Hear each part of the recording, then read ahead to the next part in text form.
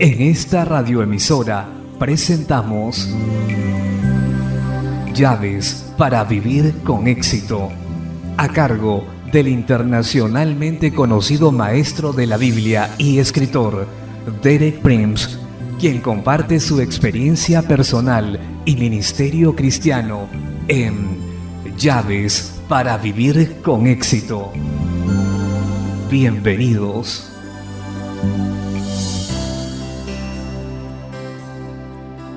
Llaves para vivir con éxito presenta el tema Dios revelado en sus nombres, capítulo 1, segunda parte. Me alegro de estar nuevamente con ustedes en la continuación de uno de los temas más ricos y profundos de las Escrituras, Dios revelado en sus nombres, lo que podemos saber de Dios a través de los diferentes nombres que le dan las Escrituras. Ayer hablé sobre el principal nombre de Dios en el Antiguo Testamento, Elohim, que aparece en los 39 libros del Antiguo Testamento. La Biblia es un libro centrado en Dios y es perfecto para una humanidad hambrienta de Él. Muy adentro de cada ser humano hay un deseo de conocer la verdad de Dios. La Biblia es el único libro capaz de satisfacer ese deseo. Por eso sigue siendo indiscutiblemente el bestseller entre los libros hasta ahora escritos. En mi charla introductoria de ayer traté con el significado y las asociaciones de Elohim. Dije primero que Elohim es el principal nombre que el hebreo da a Dios en el Antiguo Testamento. Segundo, su forma está en el plural, pero generalmente es seguido de un verbo en singular. Tercero, sus asociaciones principales son poder, majestad, rectitud y justicia, eternidad de la morada celestial. Cuarto, también es aplicado a seres creados quienes manifiestan algunas o más de esas características, sea por ejemplo a los ángeles buenos y malos, a los gobernantes, a dioses y a jueces. El significado de Elohim se resume en esta frase, la totalidad de todo lo que es Dios.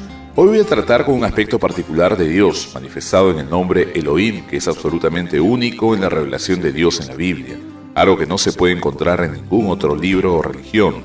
Ese aspecto único de Dios revelado en el nombre Elohim es la combinación de unidad y pluralidad dentro de su naturaleza. Volvamos a Génesis 1:1. En el principio creó Dios los cielos y la tierra. Aquí hay un tipo de choque gramatical. La palabra Elohim está en plural y el verbo que le sigue está en singular, así que tenemos un sustantivo plural seguido de un verbo singular. Esta paradoja contiene las semillas de la verdad que ha de ser revelada a través del resto de las Escrituras. Hay una paradoja similar en el versículo de Deuteronomio 6:4 que el pueblo judío llama el Shamael, tipo de declaración doctrinal de la fe de Israel. Oye Israel, Jehová nuestro Dios, Jehová es uno. Algo interesante es que en español donde dice Jehová nuestro Dios, Jehová es uno, en hebreo se necesitan solo 4 palabras para decir lo mismo. Solamente 4 palabras. Más interesante aún es que de esas 4 palabras, 3 tienen su forma en plural. La única palabra que es en singular es la que significa uno. Así que tenemos nuevamente esa paradoja de unidad y pluralidad combinadas en la revelación de Dios. Una manera de entender esto es sabiendo que en hebreo hay 2 palabras diferentes para la palabra uno, Hashit y Echat.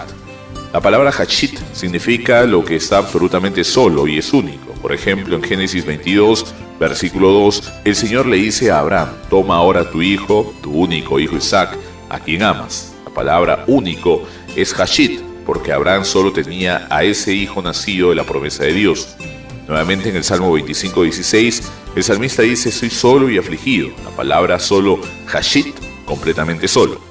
Por otro lado, la palabra uno, Echat, denota la unión de un número de elementos. Esto se ve muy claro en muchos pasajes del Antiguo Testamento. Por ejemplo, en el segundo capítulo de Génesis, Dios define la naturaleza del matrimonio y la unión de Adán y Eva diciendo, por tanto dejará el hombre a su padre y a su madre y se unirá a su mujer y serán una sola carne.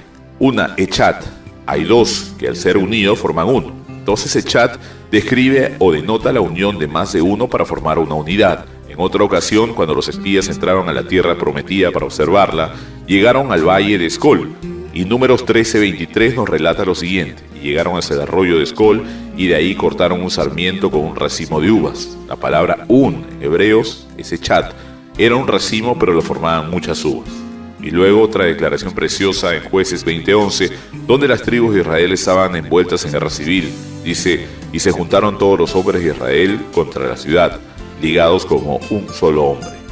Las palabras un solo es Echat. Miles de hombres, pero aún así formando una unidad, un solo hombre.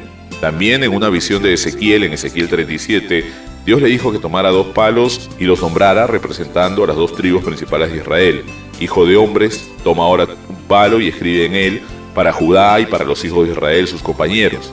Toma después otro palo y escribe en él para José, palo de Efraín, y para toda la casa de Israel, sus compañeros. Júntalos luego el uno con el otro para que sean uno solo y serán uno solo en tu mano.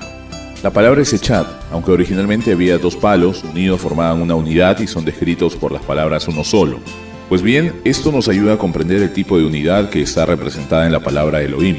La unidad, una unión perfecta, pero contiene más de un elemento individual. Por ejemplo, hay pasajes de la Biblia donde esto está claro, después de que Adán y Eva pecaron y perdieron su derecho a vivir en el paraíso. Leemos lo siguiente en Génesis 3:22, y dijo Jehová Dios, he aquí el hombre es como uno de nosotros, sabiendo el bien y el mal. Todo el pasaje contrasta la distinción entre el bien y el mal como una característica distintiva de Dios. Notemos la palabra nosotros, se aplica a Dios, así que hay unidad y pluralidad dentro de la misma naturaleza de Dios. Otro pasaje interesante es la visión de Isaías en el capítulo 6, versículo 8, donde dice: después oí la voz del Señor que decía, ¿a quién enviaré y quién irá por nosotros? Entonces respondí yo, heme aquí, envíame a mí. Dios está hablando y usa singular y plural. Dice, ¿a quién enviaré y quién irá por nosotros? Así que en la Biblia podemos apreciar esa fascinante paradoja de que Dios es uno y sin embargo dentro de su unidad hay más de uno. La verdad, esa paradoja es traída a la luz y revelada en el Nuevo Testamento. No tenemos el tiempo para leer muchos pasajes. Leeré uno de los más distintivos, la última comisión que Jesús da a sus discípulos según Mateo 28:19.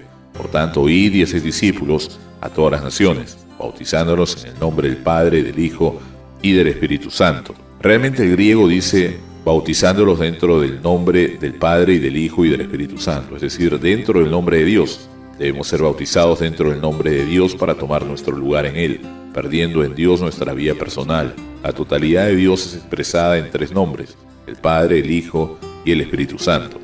Ahora entendemos por qué desde el principio de la Biblia, desde el primer versículo del Antiguo Testamento, la palabra para nombrar a Dios tiene su forma en el plural, la misma verdad en el Nuevo Testamento.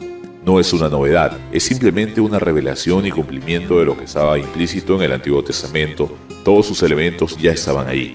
Voy a darle 2 ejemplos. Proverbios 30:4 dice: ¿quién subió al cielo y descendió? ¿Quién encerró los vientos en sus puños? ¿Quién ató las aguas en un paño? ¿Quién afirmó todos los términos de la tierra? ¿Cuál es su nombre y el nombre de su hijo, si sabes? Todos los que conocen la revelación de las Escrituras comprenderá que las personas que han hecho todas esas cosas en Dios, nadie más que Dios lo pudo haber hecho. Y aún dice cuál es su nombre y el nombre de su hijo. Ese es el inicio de la revelación Padre-Hijo, aún en el Antiguo Testamento. Luego en Isaías 48, versículos 12, 13 y 16, una persona dice: óyeme Jacob y tú Israel, a quien llamé, yo mismo, yo el primero, yo también el postrero. Mi mano fundó también la tierra y mi mano derecha midió los cielos con el palmo. Al llamarlos yo, comparecieron juntamente. Toda revelación de las Escrituras concordaría que la persona que dice esto es Dios, nada menos que Dios, el primero, el último, el creador, el sustentador de los cielos y la tierra. Pero después dice: acercaos a mí, oíd esto, desde el principio no hablé en secreto, desde que eso se hizo ahí estaba yo, y ahora me envió Jehová el Señor y su Espíritu. Una traducción dice: Jehová el Señor y su Espíritu me han enviado. La persona que habla es de origen divino, sin embargo dice que Dios y su Espíritu me han enviado. Oh, Dios me ha enviado a mí y a su Espíritu. De cualquier manera que lo veamos, el cumplimiento está en el Nuevo Testamento, cuando envió a Jesús y al Espíritu Santo. Los 3 son Dios, el Padre, el Hijo y el Espíritu Santo. Vemos que en Elohim hay una unidad perfecta que es más de uno. Todo en el universo tiene su origen en Dios. No hay nada que no se origine en Dios. El universo contiene unidad y pluralidad, ambos proceden de Dios. Dios es esencialmente uno y más que uno. Ese es el misterio de la naturaleza de Dios, esta fusión única de unidad y pluralidad. Nuestro tiempo de hoy ha terminado. Regresaré mañana a la misma hora. Mañana continuaré con ese tema de Dios revelado en sus nombres, a través del segundo gran nombre hebreo de Dios, que traducido es Jehová.